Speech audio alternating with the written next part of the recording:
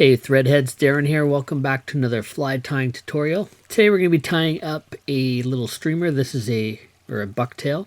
This is a Songo smelt, and this is a little casting streamer. You can tie this either on a single hook like this for casting, or you can tie it a little bit bigger on a tandem set. There's a couple different variations that I've seen of this fly. One of them includes in the wing a little bit of peacock herl, and another one with a dark green emerald kind of tinsel body.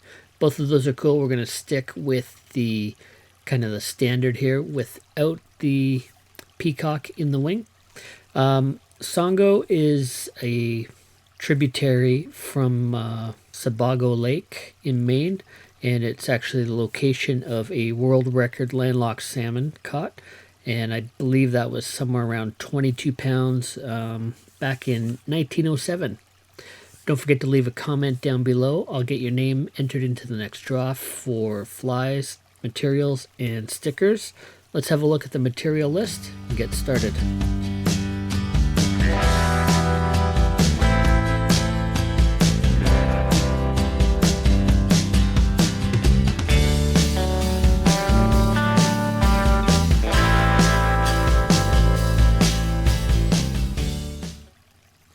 Alright, let's get a fresh hook in the vise.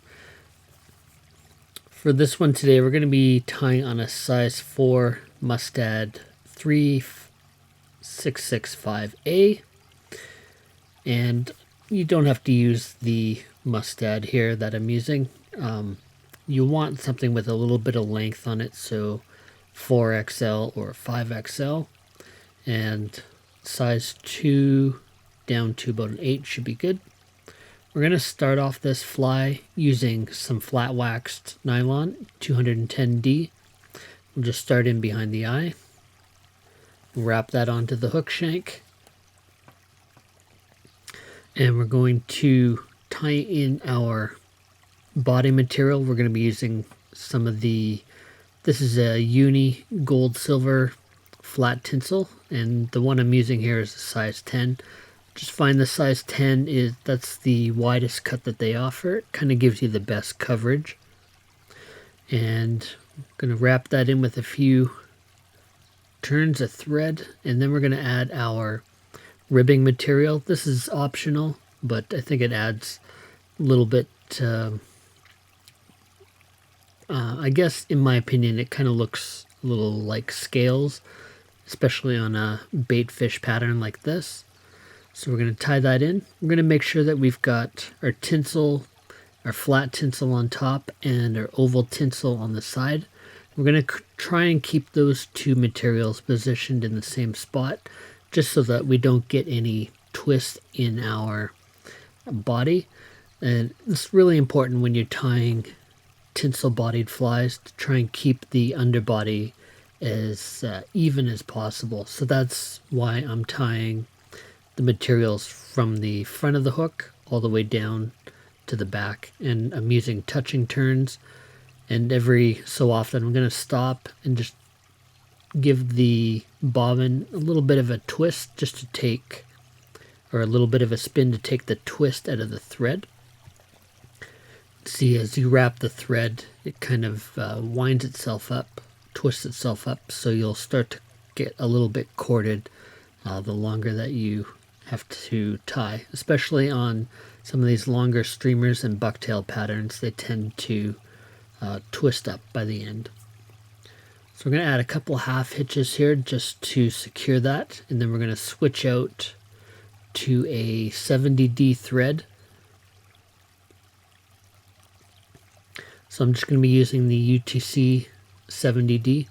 So as you can see, I put 2 half hitches in there, and one of them failed, so I've got to back up. So that kind of saves my butt there. We'll just go ahead and we'll wrap our 70D thread on there. And we'll make sure we go over top of where we tied off the flat wax nylon before we trim that.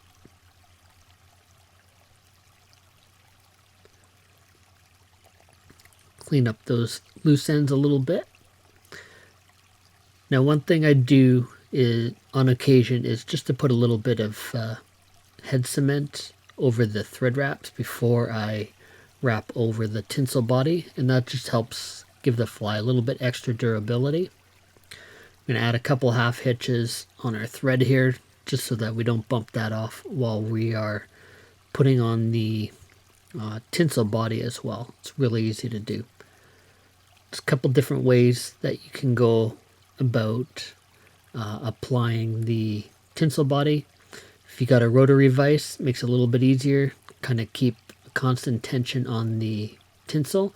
I'm just going to do it without using the rotary feature on here.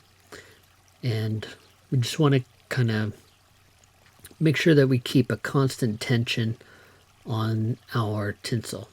So we're going to start by pulling it out so that the silver side is facing up, and then we're going to kind of overlap about half the width of the tinsel every wrap, and we're just going to advance that a little bit forward on every wrap as well.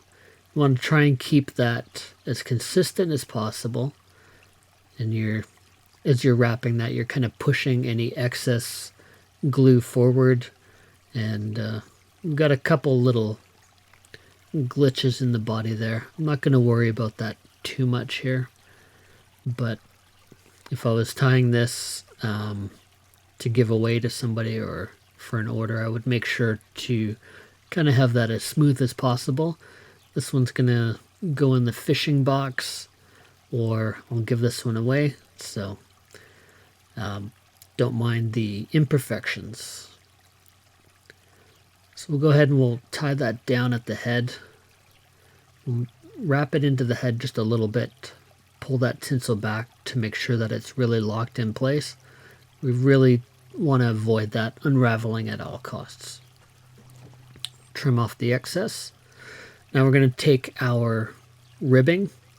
So another thing with the ribbing is, if you wanted to, you could actually add a contrast in color like a gold ribbing or copper or black or something like that. Kind of adds a nice element to the fly. But we're using silver here. Silver over silver. It's a little bit redundant, but I kind of like the way that it looks, so we're not going to fuss too much about it. So we just wrap that up the width of, or the length of the hook.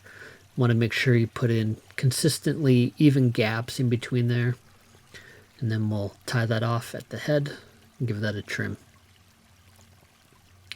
We're going to start building our wing now. So for the wing on this fly, we've got 4 different components. We've got 3 bucktail components and a little bit of flash in there. We're going to start with some white bucktail. And I like to take this from near the tip for some of these smaller streamers. The hair's a little bit finer near the tip. We don't need a lot. We're going to start with a little bit more than we need, and we're going to call that as we kind of work with the hair. So we're going to just hand stack this. We're going to take out some of the longest hairs and we'll match them up. Do this a couple times. I don't really like to have the tips of my wings completely even. It looks a little bit too manufactured. I like it to have a little bit of a natural look. If there's any hairs that don't want to sit nicely, pull those out. Pull out the short ones and anything that's kind of really crooked. And that'll probably decrease what we started with by about 20 or 30%. So we'll add a couple wraps of thread at the head, and then we'll adjust our wing. We want to make sure that all that hair sits up on top so that it's not spinning around the side of the hook shank. We'll come in and we'll cut the butt ends away, and we'll add a couple wraps of thread. One thing you can do to add a little bit extra durability here is just to add a touch of glue in between each layer of hair. So next we're going to go ahead and we'll do the same thing, except we're going to be using some Silver Doctor Blue bucktail here. And again, we'll go through the same process. We'll start with the uneven, freshly clipped bunch of hair, and then we'll pull out the longest hairs and kind of match them in with the bulk of the body. Anything that's kind of out of line or really short, we're going to pull that stuff out. And again, we'll make sure we kind of tie that right on top.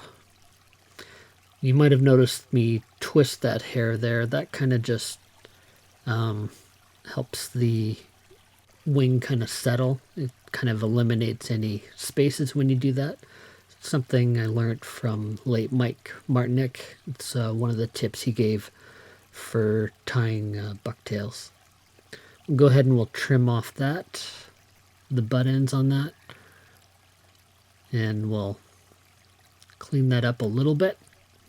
So one thing that we're going to add to this, I'm not sure if this was on the original or not, but I like to add just a little bit of flash on a pattern like this. It's pretty simple. I'm just going to take 2 pieces of pearl crystal flash. I also use a UV crystal flash on this, which looks really nice also. Just cut that in half, and we're going to tie that in right on top of the wing. You can tie it in on the sides if you want. One thing I like about tying it in right on top is you can easily fold it over, and it's super secure in there. That flash isn't going to come out. And then we'll just make sure we trim up the ends a little bit. And again, we don't want to make anything too even here. We want it to kind of look a little bit natural. So the last element of the wing we're going to add is a little bit of chartreuse.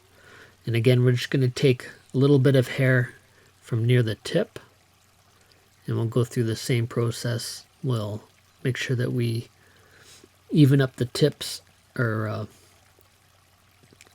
by hand stacking the bucktail. Take out the longest and just kind of lay it in so that the hair is a little bit more even. And again, if you really want to, you can go ahead and you can use a hair stacker for your bucktail. Just know that you don't get that kind of natural taper that you're going to get with when it's a little bit more uneven. Make sure we tie that right on top with a few wraps. And when we've got everything kind of where we want it, we can go ahead and we can add some tight wraps to that. And come in there and we'll make sure everything's settled in really well. And when you're satisfied, you can go ahead and clip that.